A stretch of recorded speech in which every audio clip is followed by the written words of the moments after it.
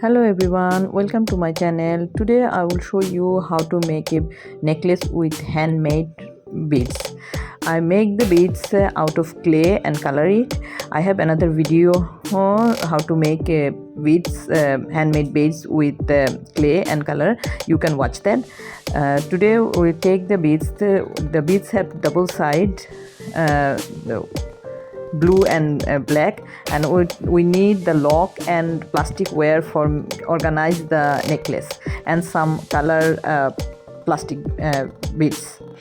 So for that I choose black and blue plastic beads to organize the necklace.